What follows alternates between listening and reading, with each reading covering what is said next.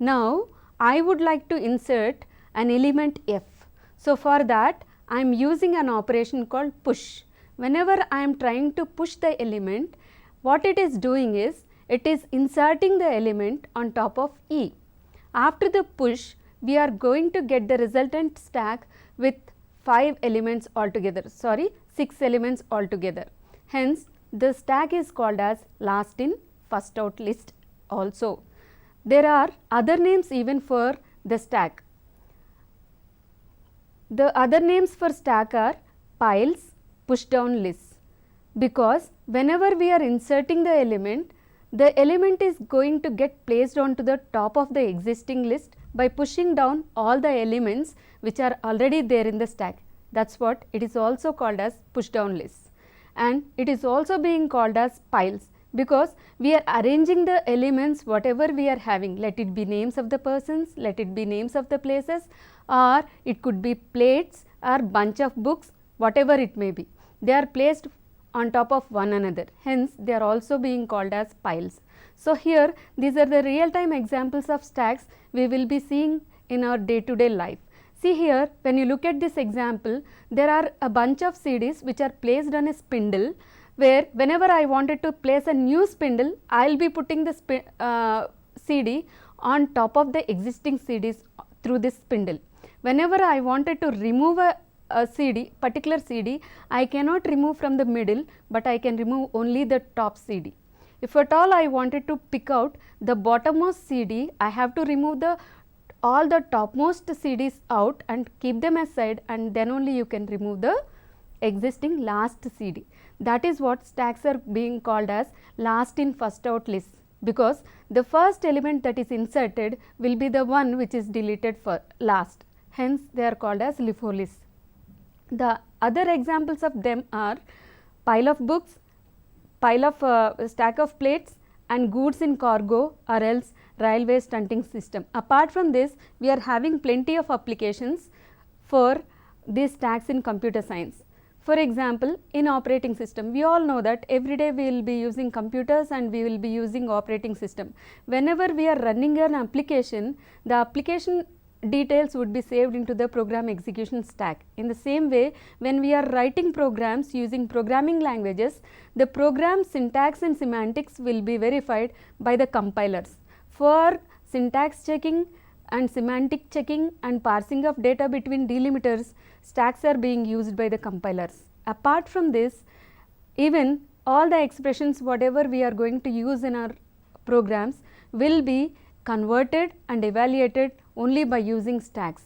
Apart from this, we all will be working with methods, subroutines and functions. In all these cases, the stacks are being used for maintaining the written address of a stack and name of the stack and local variables, parameters and intermediate results, including recursive calls. And most important and most frequently known and used example of stacks is that web browser page visited history.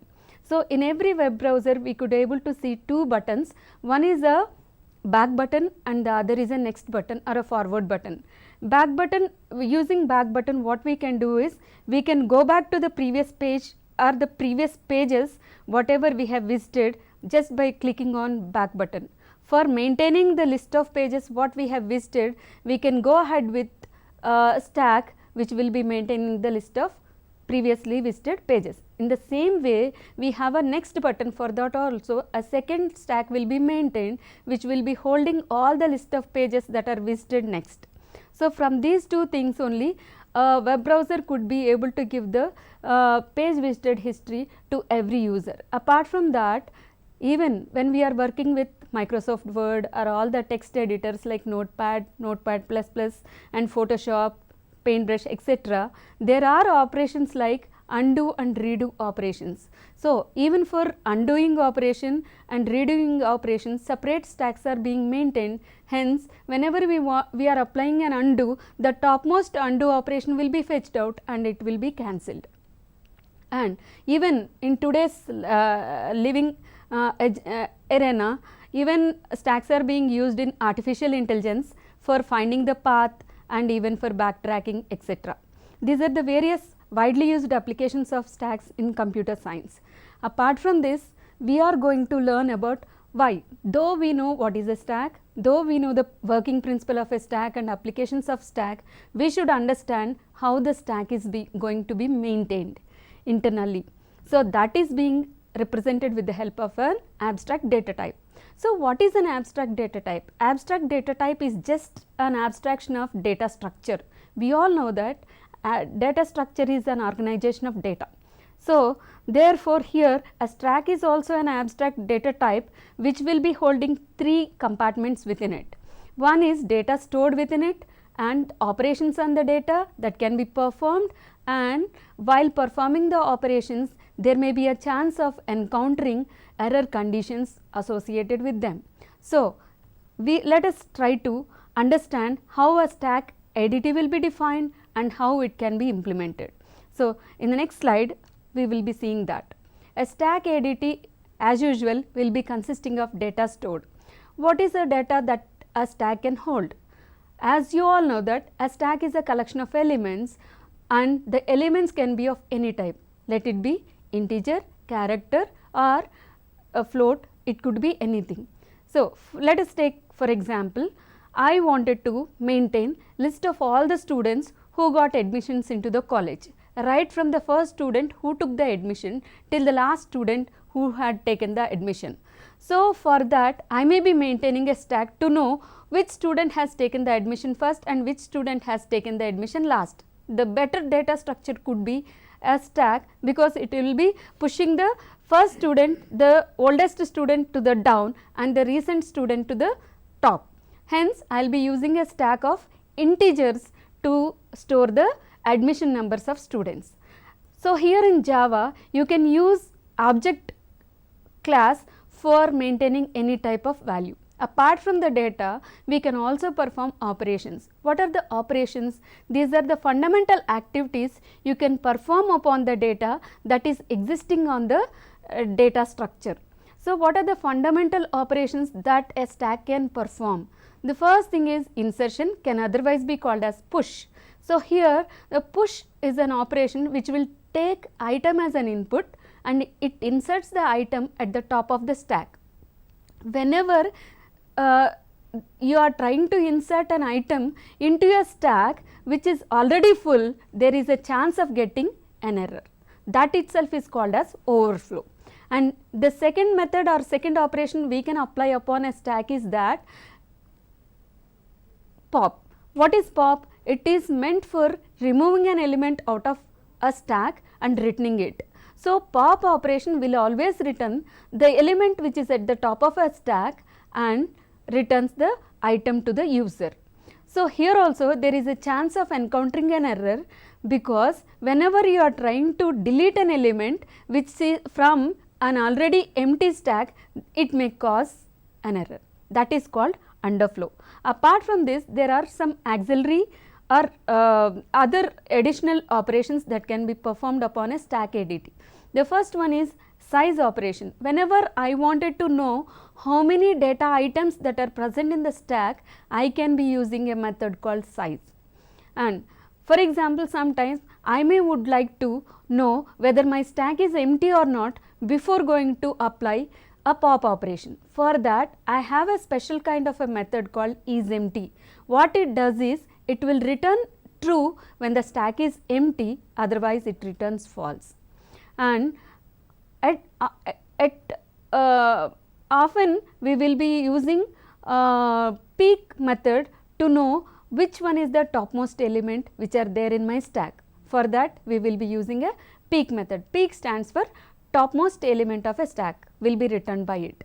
Now, as part of an abstract data type, we all know that it will be having data, that is the first thing, and second thing is that we will be having operations. We have seen two kinds of operations, they are fundamental operations and additional operations. Apart from that, there is a chance of getting error conditions. So, let us look at what are the obvious error conditions we can encounter.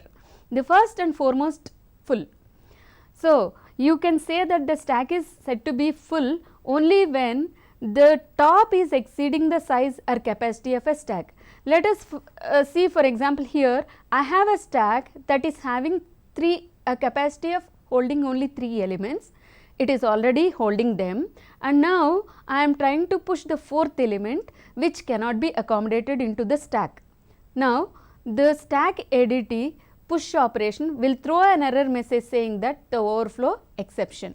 In such a case, we cannot perform the push operation. Similarly, there is one more exception situation, that is underflow condition. It occurs when we are trying to perform a deletion or a pop operation on an empty stack. When do you say that the stack is empty? When the top is at -1 or null, you will say that the stack is empty. See here, when you look at this stack is totally empty, it is not having any elements. In such a case, top would be assigned -1. In that particular stack, if you apply an operation of pop, it will result in a situation called underflow. So, you cannot perform any pop operation at all.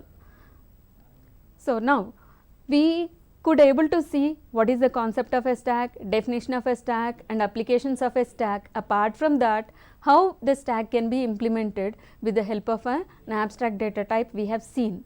But though the abstract data type of a stack is having data, operations and exception situations, but it is the time for us to understand where and how the stacks are being implemented with the help of programming languages. How do we going to implement them? There are commonly 2 ways of implementing stack ADT. The simplest one is the array based implementation of stacks, wherein for storing the stacks you will be using arrays. And the second, the most common method is a singly linked list implementation of stacks. Here, instead of using continuous memory locations, you are going to store the stack elements randomly at any memory location, and you are going to connect them through a link. So, these are the 2 basic methods you are going to learn in the next session. So, let us have a quick recap of what we have covered in this particular session or a part. That is, we have learned the definition of a stack and the terminology of stack, applications of stack like in operating system, program execution stack we are using, in compilers, in expression conversions and evaluations, in web page history through web browsers, etc. And we have seen stack ADT where data is stored, operations are being performed like push, pop, size and isEmpty and peek, and here are the resources. The resources are, these are the 2 important books you can refer to when you wanted to, these are the helpful books wherein you can even use them for appearing for GATE. They are Data Structures Through Java by V.V. Munuswamy. Stacks are covered in chapter 10, and Data Structures and Algorithm for GATE by Narasimha Karumanchi in chapter 5. Apart from that, you can also refer to web resources. Thank you.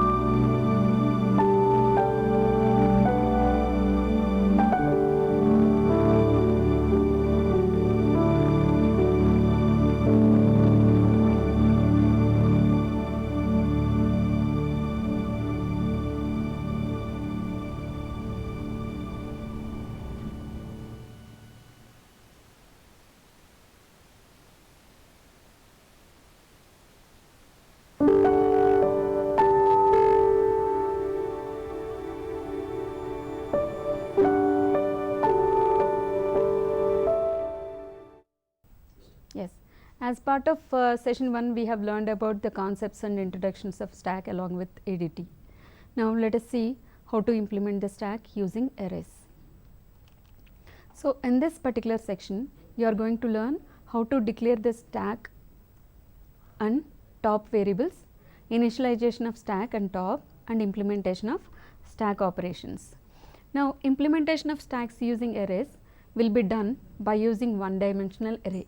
You all know the definition of an array. It is just a collection of elements of same type stored in contiguous memory locations or successive memory locations. The same is useful here for storing the stack elements. So here what you are required to do is you are required to create a stack as an array variable with the capacity of n. What is n then? N is an integer variable that refers to stack's maximum capacity. And one more variable is very essential for implementing the stack. That itself is a top variable that only specifies where to push the elements, from where to delete the elements. So top is an integer variable that points to the recent element added to the stack. So here is the implementation of stack using arrays. So in this particular program, what you are required to do is you are required to create a class in Java with two variables. First, one array called stack for storing the elements of a stack, and one more integer variable to maintain the index positions of the elements that are going to be inserted and deleted. That itself is called as a stack. Now initially stack would be empty, hence a stack is created. See, here we are initializing a stack with the constructor public array stack int n, where n is the maximum capacity of the stack. So here when you look at this example, I have an empty stack with the capacity of 5 elements, meaning it is capable of storing only 5 elements. And when the stack is empty, top would be assigned a value of -1. So here these two things are performed in the constructor called array stack, because I have defined my stack class as an array stack, because it is the array implementation of a stack. Now empty stack will always have the top equal to -1. Here you are required to understand what are the preconditions before going to implement the stack you are supposed to remember. First thing, empty stack would be having top is equal to -1, and second thing, a stack array should be created with maximum size, and the index positions of stack elements may range from 0 to maximum size -1, just like arrays. Array index will start always from 0 and set size -1. Similarly, there are two conditions we have seen in the abstract data types. They are underflow and overflow. Overflow is a situation where stack is said to be full. So that is the situation where top is equal to maximum size -1.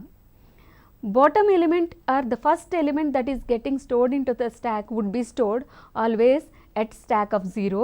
Second element would be stored into the stack at stack of 1, and so on. The last element is stored at stack of maximum size -1.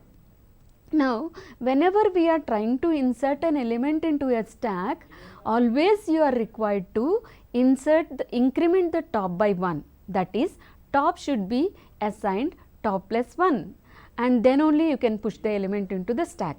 Similarly, whenever you are trying to remove an element out of a stack, top should be decremented by 1. These are the preconditions everyone should remember before implementing the stack using arrays.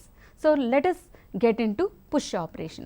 What do you mean by push operation? Push is nothing but inserting an element into the top of the stack. So for doing that, let us look at the example first. See, here I am having an empty stack with top is assigned a value -1, where stack is an array, one dimensional array. Now what I wanted to do is I wanted to push this element. This is an element. Now whenever I am trying to push an element, the element is getting inserted into the index position 0. How come it is becoming 0? Because before inserting the element, we are incrementing the top by 1, as we know that top is equal to -1 and to that we are adding 1. -1 plus 1 would be equal to 0. Therefore, we are inserting the element at the 0th position. But whenever we are trying to perform a push operation, we are having a problem with push operation. What is the problem? Overflow. When does the overflow occurs? It occurs only when the top is crossing or exceeding the size or maximum capacity. Meaning, when you are trying to insert an element when the stack is already full, we will encounter a situation of overflow. Let us try to understand these things with the help of an algorithm. So, let us how we are going to perform a push operation. Let us see step by step. Step 1, what we do is we will check whether the stack is overflowing or not. This condition has to be tested first. So, for that we are testing a condition that whether top is greater than or equal to size -1 or not. If so, we will give a message to the user saying that stack is overflowing. When this is the situation is true, you are not going to continue with the operation anymore, you will just come out of the method by executing return statement. When the condition is not so true, meaning the stack is not full, then you will go to step 2, simply you are incrementing top by 1, that is equal to top plus 1. Once the top is incremented to the next index position, then you are going to add the item. So, because a stack is an array, so simply you are going to use the stack name followed by index position of the top is equal to item. So, this is how you are going to perform the push operation. Let us see the same thing with the Java syntax. So, push is a method which is taking item as an input. So, push is not returning any value, hence it is defined as public void push and the input parameter is item. Item could be of any type, it can be integer type, character type, string type or any other type. So, this method is used for adding the element onto the top of the stack. So, what is the first thing you are testing? Step 1, we are checking whether the stack is overflowing or not by using a condition. If top equal to stack dot length -1. Why am I not using maximum size -1? Because stack anyhow is an array which is already defined with maximum size. So, stack dot length will give the capacity of the stack, out of that you are taking -1. So, this will tell you whether the stack is already full or not. If the stack is not full, you will increment the top by 1 and you will add the element just by writing stack of top equal to item. If it is already full, you will simply get out of the push method. So, what is the time taken to execute this method? It will take, the push operation will take only constant time and it is always represented with order of 1. Let us now understand pop operation. What do you mean by pop operation? Pop operation is all about removing and returning an element from the top of the stack. What it does? It removes the topmost element and returns it to the user. See, let us take an example of a stack with 3 elements. They are 23, 93 and 12. The topmost element is 12 where top is pointing to it. Now, upon it you are applying a pop operation. When you apply a pop operation, what it does is it will take out the element 12 and returns it to the user. The resultant stack would be having now only 2 elements, they are 23 and 93. Now, the top is decremented to the previous element. Earlier top is at 12, but now it is moved down to the 93. Now, the top position is at index position 1. So, now let us look at the algorithm first. Step 1, we are testing whether the stack is underflowing or not. What do you mean by underflow? You are testing whether the stack is empty or not. If it is empty, you are supposed to check the condition top equal to -1. If it is equal to -1, you will say that stack is empty, you cannot delete the element. Otherwise, what you are required to do is get the element at the top of the stack into item by writing a statement item is equal to stack of top. What does it mean? Stack is an array, top is at 2. So, stack of 2 will get the element as item as 12. Now, after getting the element 12 into item, what you are required to do is you are required to decrement the top. Earlier top is at 2. Now top equal to 2 minus 1 is nothing but 1. Top is decremented by one position. Now it is pointing at 93. And coming to the next one, return the popped out item to the user. These are the 4 steps you are going to perform as part of pop operation. Now let us look at the Java implementation of pop operation. Because you are returning an element to the user, the return type of the element is object. Object can refer to any element. Now you are testing whether the first step, as a first step you are testing whether the stack is empty or not. Here you are doing it. Is the stack is empty? For that you are using a method called isEmpty. What it does? It will test if top is equal to -1. If it is so, it will give a message to the user and return null. Otherwise, it will get the element from stack of top and store it into item, decrement the top by 1, return the item. This is so easy for you to understand. Coming to the next operation is isEmpty. So, whenever we wanted to perform a pop operation, the first and foremost condition we are testing is whether the stack is empty or not. Hence, it is very, very useful. isEmpty is a method, it returns true when the stack is empty. So, how do you test it? When top equal to -1, you will return true, otherwise false. Here is the algorithm. Here I am having a stack with 3 elements. Upon it, I am applying a isEmpty method, it is returning false. But when you take this stack into consideration, top equal to -1, it is not having any element. When I apply isEmpty, the method is returning true as an output. So, how do you implement it in Java? Simply by writing public. What is the outcome of isEmpty? It is either giving false or true. So, true or false could be treated as Boolean variables, Boolean values, hence the return type is always Boolean. Public Boolean is empty. Now, this method is applied upon stack. So, what is the condition you are testing here? If top equal to -1, return true, otherwise false. Next operation is peek. What do you mean by peek? Whenever I wanted to find out whether what is the topmost element in a stack, I would be using peek operation. So, for that we are using a peek operation. What it does? It return an element at the top of the stack, but it won't remove it like pop. So, here there is a stack with 3 elements, again I have taken. If I am applying peek operation upon it, where is the top pointing to? Top is pointing to 12. Hence, if I apply peek operation, it will give the output as 12. How do we perform the operation? So, here public return type is a value, hence the return type would be object and the method name is peek. What is the first condition you are supposed to test? Before performing anything, you are required to test whether the stack is empty or not.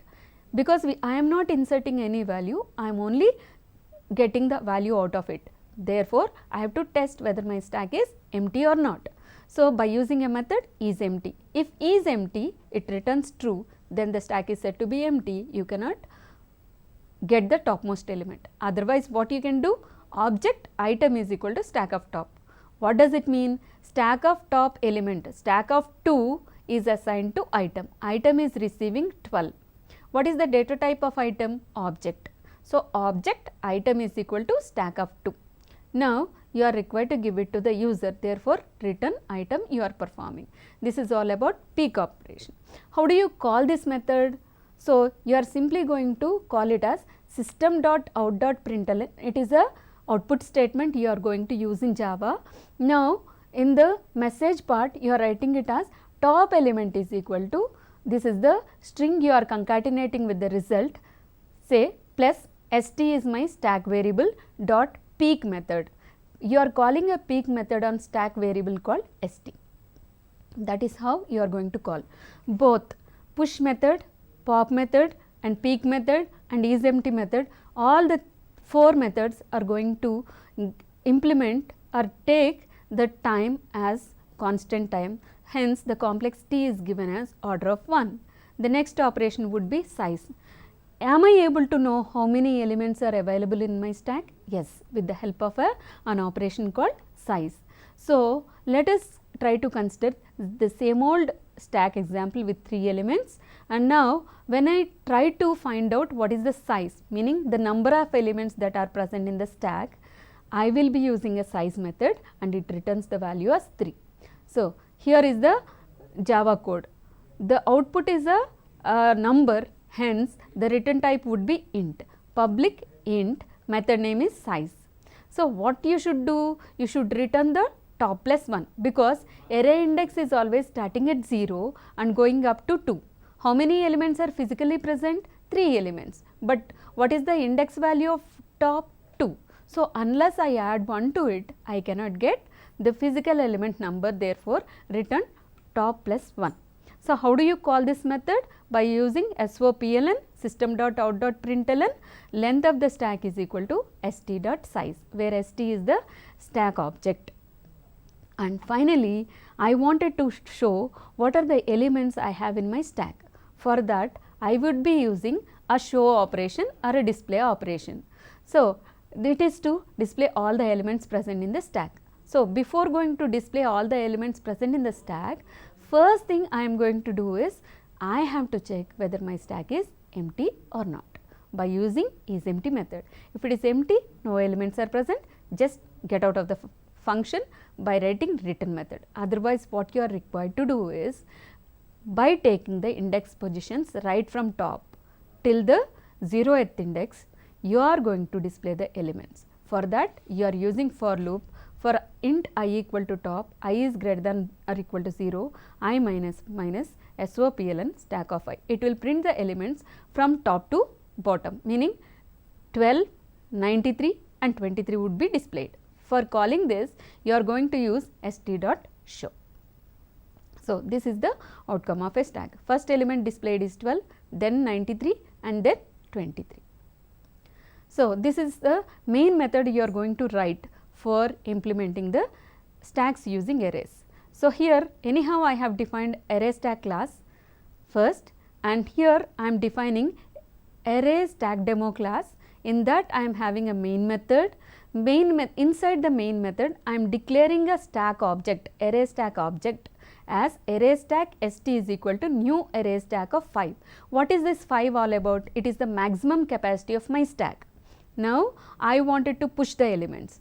st dot push of A, st dot push of B, st dot push of C. Here I am pushing only characters. You can even push your numbers, roll numbers, or you can push your names, or you can push your family member names, etc.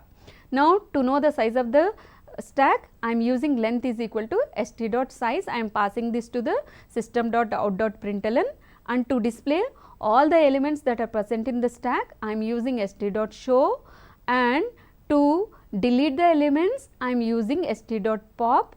It will give the message as so and so topmost element, that is A is D is deleted from the stack. Similarly, we are finding out the length, we are finding out the topmost element.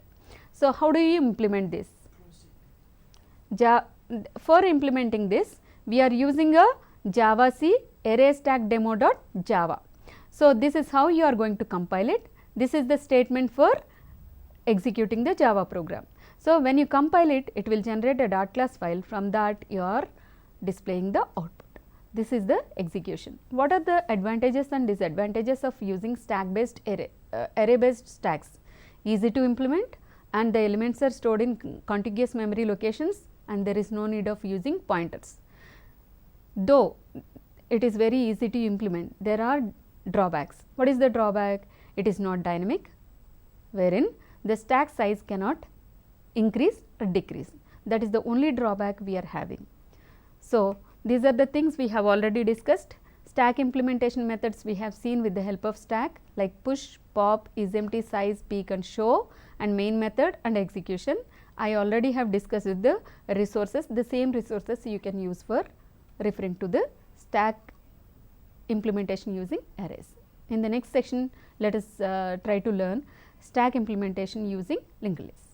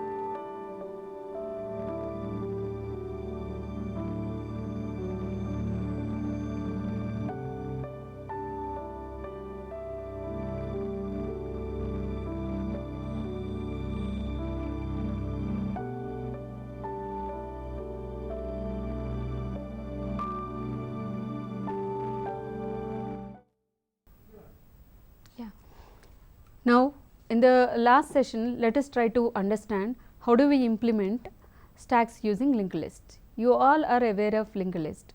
So, here in this case, let us try to understand the drawbacks of array based implementation followed by linked list introduction and implementation.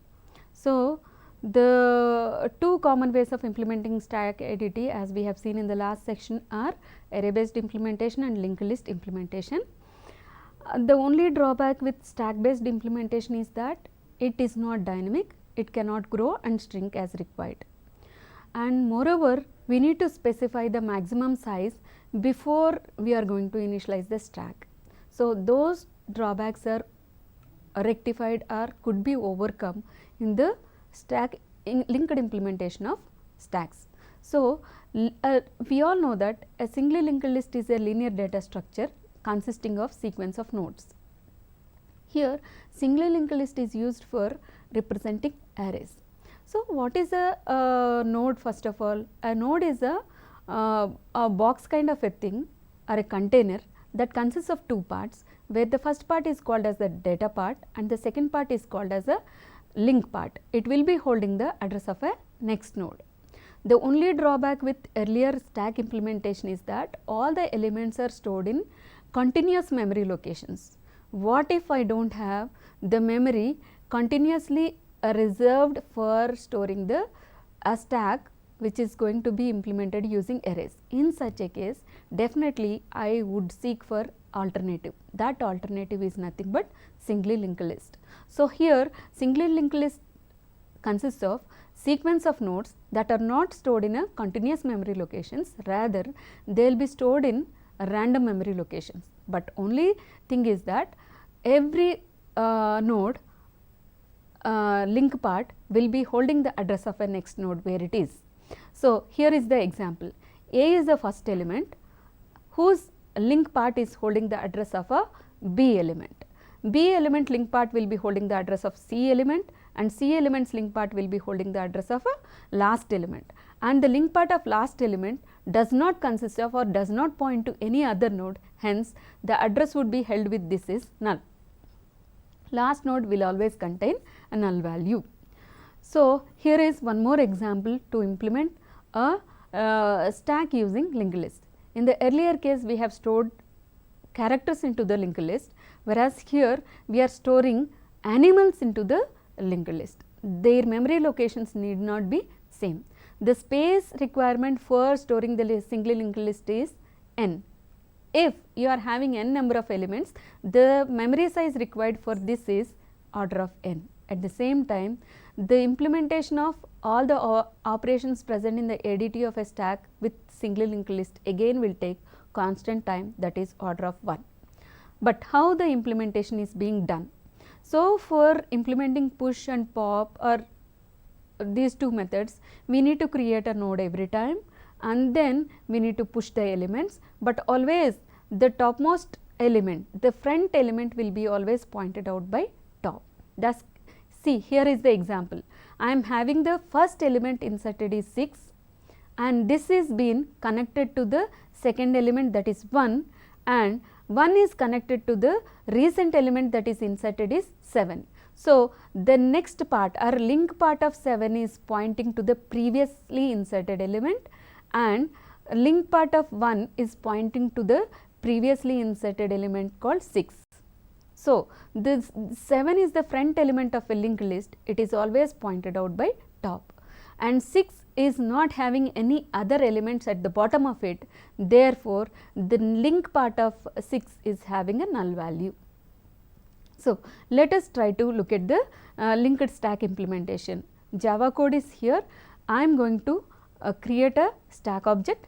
My stack class is defined as class stack, st is equal to new stack. Here I am not giving the maximum capacity at all, and initially stack would be null. It is not pointing to anything.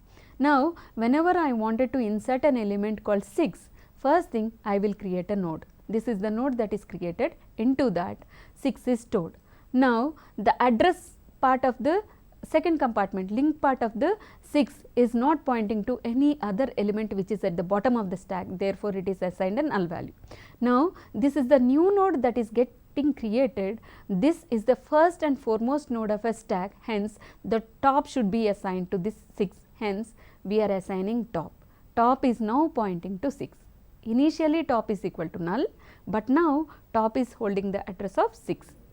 Similarly is the case with pushing the element called 1. Whenever I wanted to push an element 1, first thing I have to create a new node and then I have to assign the value into that, into the data part. 1 is stored.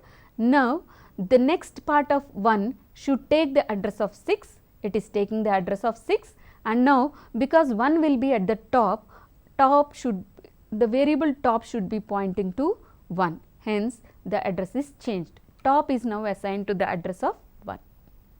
Similarly is the case with 7, a new node 7 is created, element is stored into the data part, link part of 7 is taking the address of 1, node 1, and then node 7's address would be assigned to top. This is how the stacks are being implemented. Similarly is the case with 8. And whenever I am popping out an element, first thing 8 is removed and stored into a new node, and then the address of 7 is stored back onto 7 and 8 will be totally removed. This is how stacks are being implemented. So, for that, first and foremost thing is that we have to create a singly linked list. When we are working with singly linked list, first thing is I have to create a class called node. Node is a compartment or a container that has two parts. One is the data part and the next. For that, in Java we are creating a class called class node with the first element object of data of type object, object stands for any type, and next is a pointer to the next node, and top is the node that is always assigned a null value when the stack is empty. And when the newly created node is there, new node will be having a null initially only when the system memory is full. This is the overflow condition, hence you cannot insert. Newly created node should always be inserted at the top of the linked list, and the top is taking the address of a new node, and accordingly the pointers are adjusted. See, here is the class tag, here private node top, anyhow we have created a node class, and then in the constructor of a stack we are assigning null to the top. This is the precondition. Now whenever we wanted to push an element, we have verified whether the system memory is there or not. For that, before that, first we have to create an empty node. Node is equal to new node. Node is an object of type node, and now we are testing whether the memory is reserved for this or not. When we execute this, the object is getting initialized. The object gets initialized, meaning of initializing an object is nothing but memory gets allocated.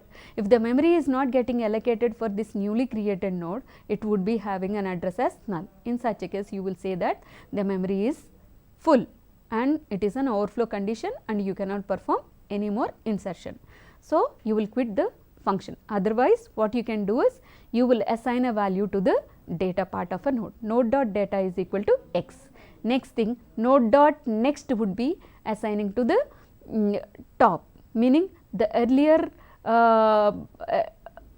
topmost element address is assigned to the new node's next part, and then top is taking the address of a new node. So, here is the example: stack st is equal to new stack, push 6, push 1 and push 7. This is how the implementation is being done. And coming to the next one, isEmpty. When do you say that the stack is empty? When top is not having any address assigned to it, it is said to be empty. For that, you are testing the condition. If top equal to null, you are going to return true, otherwise you will return false. So, here is the function call st.isEmpty. It is returning false because the stack is not empty. It is having 3 elements, say 6, 1 and 7. And coming to the next one, peek operation. What do you mean by peek operation? This is used to know what is the topmost element or front element in the stack. For that, first step, as you have seen in the array implementation, you need to test whether the stack is empty or not. Because the stack is not empty, you are going to return the value. If the stack is not empty, you will return the value. How do you return the value? Top is the topmost node and its data part will be returned. Just you are returning top dot data. Otherwise, you are going to give a message to the user saying that the stack is empty, and you will just get out of it by returning null value. The function call would be given as st.peak, because here it is 6, here it is 1, and the next node we have inserted in the earlier case is 7. So, when I apply st.peak, it is returning 7 as the output. Next is the pop operation. What do you mean by pop operation? It is to remove. So, we have already understood what is the meaning of a pop operation, how it will be done. The first step is you are required to verify whether it is empty or not. So, isEmpty will test whether the top equal to null. If it is null, it will say that stack is underflow, it will quit the function, otherwise it will return the peak element, removing peak element st.peak, and then top equal to top dot next. The address part of top is assigned to the next node, meaning previous node. It returns 7 and the pointer is adjusted. This is the main program you are going to write. So, stack implementation, this is the main class stack implementation, this is the main method. Inside the main method, you are creating an object for stack class. You are not assigning any maximum capacity. Now, we are pushing 6, then we are pushing 1, then we are pushing 7, and finally, we are testing whether what is the topmost element. Here it returns 7 when I call st.peak, and I am also testing whether stack is empty or not by calling st is empty inside the system.println, and then I am pushing 8. So, at the bottom I am having 6, on top of it I am having 1, and then 7, on top of it 8 gets inserted. Now, I am applying pop operation, simply I am calling st.pop for 3 times. So, 8, 7, 1 would be removed, 6 will be available. Now, I am testing whether the stack is empty. Just because my stack is left with 1 element, it is returning stack is not empty. So, this is how you are going to execute the stack with the linked list. Java C, my main method class is stack implement one.java. This is the compilation statement I am giving, just because I am not having any errors. It is showing, it is the command prompt is obtained. Now, I have to give the command Java followed by the class name without any extension. First, I have inserted 6, then 1, then 7, and then top element is 7. Empty I am checking, no, and then inserting 8, and rest of the elements are displayed. So, now let us try to compare both the implementation, stack operation, complexity for different implementations. See here, array of fixed size, linked list. So, push, pop, peak, size, isEmpty, all the operations are being performed in a constant time, irrespective of the implementation. Let it be an array based implementation or singly linked list implementation. You may get a doubt, why do we go for singly linked list when we have a array of fixed size? The only difference is that array size cannot be increased or decreased. Whenever I wanted to have a stack of growable size, definitely I would not be going for array based implementation, but rather I would be going only for singly linked list implementation. And moreover, whenever I am not getting a memory in a continuous block, then also I will be going for singly linked list implementation. So, now let us see the quick recap of the concepts we have learned. In this lesson, we have learned what is a stack. A stack is a linear data structure where it holds the collection of elements, but it works on the principle of inserting and deleting the elements only from one end called top. Insertion can be called as a push operation and deletion can be called as a pop operation. Whenever I wanted to know whether my stack is having any elements, I will be using isEmpty.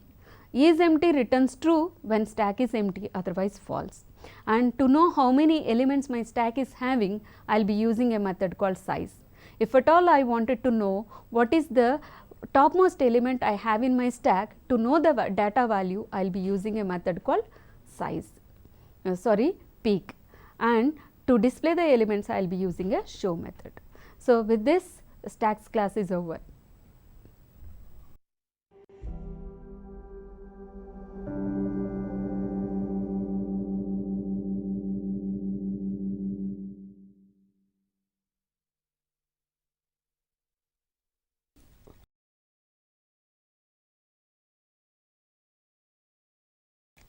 Sales department అందులో salesmen ఏకి అనుకున్నాను. Salesmen ఏకి 4000, 2000, salesmen బికి 2500, 4500, production department balance 5000. అలాగే advertisement department only accounts and sales ఉంది. Advertisement department that is 25,000, accounts department 10,000, sales department 15,000. Okay, అట్లాగే so I have done right. Then come to here. So advertisement అయిపోయిన తర్వాత just go for commission 6,000, in that purchase department 2,500, sales department